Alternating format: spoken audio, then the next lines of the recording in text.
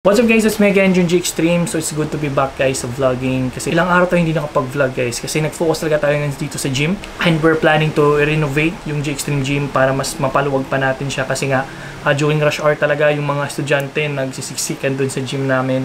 Kasi nga yung G Extreme Gym is malapit lang sa university dito, local university dito sa amin sa Eastern Samar. And then ngayon guys, medyo focus lang tayo sa mga clients natin, online clients, then personal training one-on-one dito sa gym natin.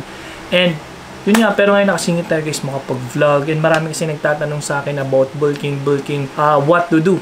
So I will be giving you some simple tips sa bulking, sa proper training nyo guys. Very important sa proper training if gusto nyo mag-bulking. Probably guys, kasi guys bare months karamihan is nagbo-bulking dito kasi maraming kainan, maraming holidays together with the family, and then gusto talaga nila ma-enjoy kasi after January or February start na ng cutting season or summer season yung saan pumunta tayo sa beach, i-reflex yung cuts natin. There are many advantages lalo na pag-bulking kayo. So unang-una, pag-bulking is medyo malakas talaga kayo. Kasi remember, pag-bulking is mataas yung carb intake nyo, mas malakas kayo bumuhat. So mas maganda sikat sa gym, gusto nyo pakita yung lakas nyo, mas maganda yung during bulking season. Pero during cutting season, yung talagang i-flex nyo talaga dun sa public gym is yung talagang lean muscle mass nyo, yung cuts nyo, yung abs nyo, kung gaano kayo shred. Pero pag bulking, probably is yung size nyo and then yung strength nyo. So yun yung advantages pag nagbo-bulking kayo. Kasi remember, very important, bulking is yung kinakain nyo. Okay? So unang-una, kinakain nyo, make sure na pasok yan palagi. So if hindi nyo alam kung paano i-compute yung calorie intake nyo, you can actually search sa Google calorie intake calculator. So I use Google, I just really trying to make it simple, very basic sa inyo, nothing really complicated. Then pwede nyo dun enter yung mga details nyo, yung weight, height, age, which is yan yung pinaka main focus natin sa online coaching natin, is yung proper macros, proper calories, kasi yan yung pinaka-importante talaga. Kahit anong goal nyo, if on point yung macros nyo or yung calorie intake nyo everyday, is talagang marireach nyo talaga yung goal nyo. Diyan naka-base yung goal nyo. So if gusto nyo bulking pero naka-deficit kayo, mahirapan talaga kayo mag-bulk or mag-gain ng weight. So make sure pag bulking is surplus kayo. So maraming nagtatanong, Coach, ano ba yung magandang supplement pag mag-bulking kayo? So, mass gainer ba or whey protein? So dati guys, to be honest, kala ko yung mass gainer para lang talaga nagbo-bulking, yung whey protein naman para lang sa nagka-cutting. Hindi guys, nakadepende pa rin yan sa natural intake. If you want bulking, tas feel nyo yung natural food intake nyo is hindi nyo talaga nakukompleto within the day, so malaking tulong yung mass gainer para sa inyo. Pangdagdag lang sa protein, o di kaya kung na yung macros nyo sa natural food intake, pwede kayong mag-add ng whey protein panghabol natin sa protein nyo. It's not necessarily guys na bulking kayo, mass gainer yung i-intake nyo. Pwede kayong mag-whey protein, just make sure na pasok yan sa range ng calorie intake nyo. Kasi sa mass gainer, mataas talaga yung calories niya, mataas talaga yung carbs niya, mataas yung fat content niya, kasi yan yung target natin sa bulking. So, para to sa mga ectomorph or di kaya para sa gusto pang magpa-size. From its name guys, supplements, whey proteins, mass gainers are just additives. Okay, wag nyo sila gawing main intake nyo or main source of protein or nutrients or main source of macros nyo like protein, fats, or carbs. Kasi very important pa rin yung natural food intake. Very important pa rin yung natural food intake. And I prefer guys, use yung fresh na mga pagkain, fresh na mga ingredients. Maraming tayong mga extreme na mga estudyante o on budget. Pwede kayong magtayo ng century tuna, then ihalo nyo sa 3 whole eggs, ganun, para mapasok lang. Pero para sa akin, mas maganda pa rin yung mga fresh na mga ingredients. Yung mixed veggies, hindi ko siya masyadong recommended. Mas recommended ko talaga yung fresh vegetables kasi talaga yung nutrients nandun guys. So kasi yun yung talaga yung target natin ngayon, is we're really trying to gain size. Kasi ganun lang naman talaga yung cycle. After cutting is you will do bulking. Remember, 75% talaga yung diet nyo or yung kain. Okay? So if you really want to do bulking, mag-calorie surplus kayo, taasan nyo yung calorie intake nyo para mag-gain kayo kaagad. Okay? So, sure yung supplements is bagay talaga sa inyo. Kasi, basic experience ko guys, marami talaga akong mga clients na nakabili na ng supplements pero hindi pala bagay sa kanila.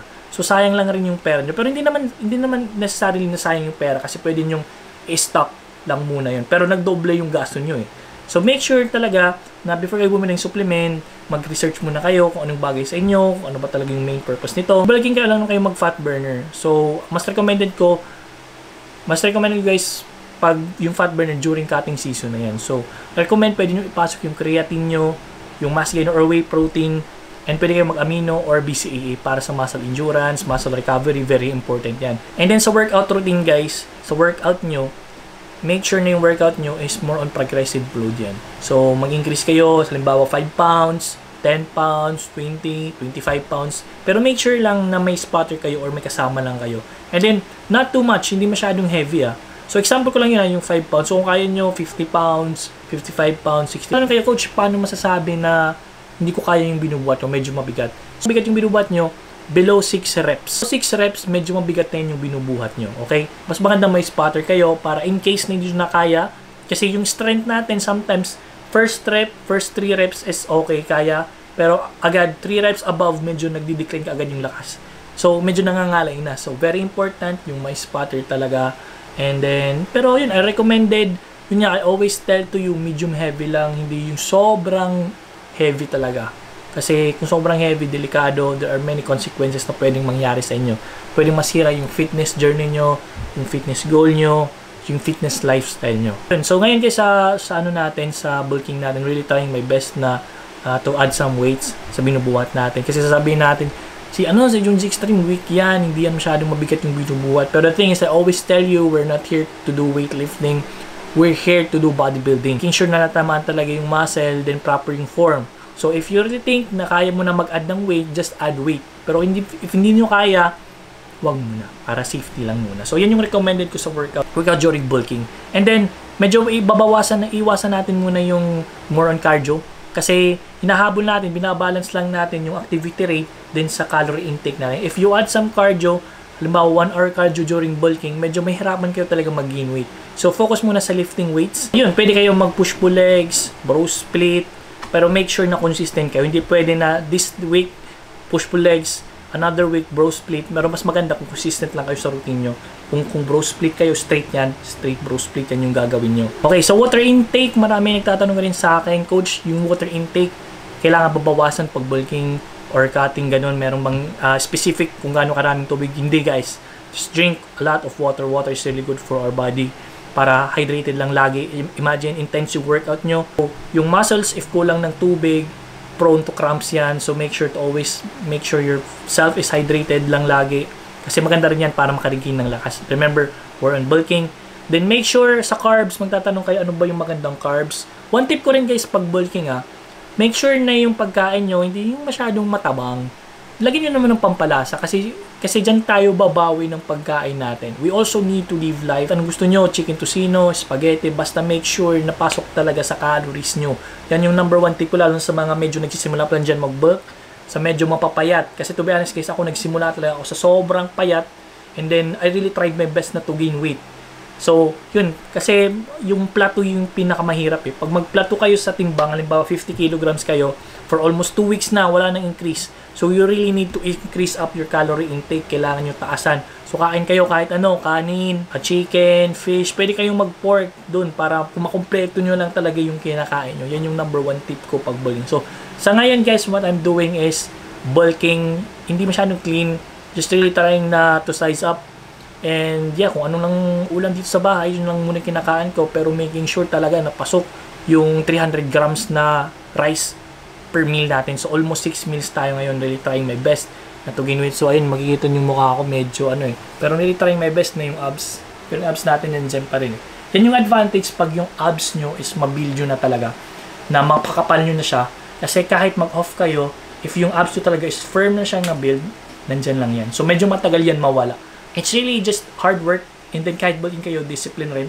Kasi discipline, kailangan nyo i-push nyo talaga, kahit busog na kayo, kailangan nyo pa rin kumain. If you think na sobrang rami ng kinakain nyo, na palagi kayong busog, pero hindi pa rin kayo nagigain ng weight, it means kulang pa rin yung kinain nyo. So, yun, kasi nakaka-disappoint rin, di ba? Imagine, nag-i-effort kayo sa gym, and then always, pag titingin nyo sa timbang nyo, palaging taas, baba, ganun. So, what you really need to do is to add what you eat. Kasi guys, ako to be honest, nagsisimula pala ako mag-bulking. Simula pala ako mag-bulking as in sa rice ako bumabawi. Kain ako ng maraming rice para mag-gain ng weight talaga. So yun, so far sobrang laki kong nag-gain talaga in just 1 month is almost like 10 kilos. So from 15 nag 60 kilograms ako, which is a really great achievement. Pero nag-try na ako nun mag-mass gainer. Pero yun lang, yung one disadvantage ko lang sa mass gainer is medyo parang bloated kayo. So, yun, para sa akin, mas recommended ko rin yung whey. Short food intake na lang kayo bumawi. So, yun guys, comment down below kung ano pa yung gusto nyo i-content natin kasi back to vlogging na naman tayo.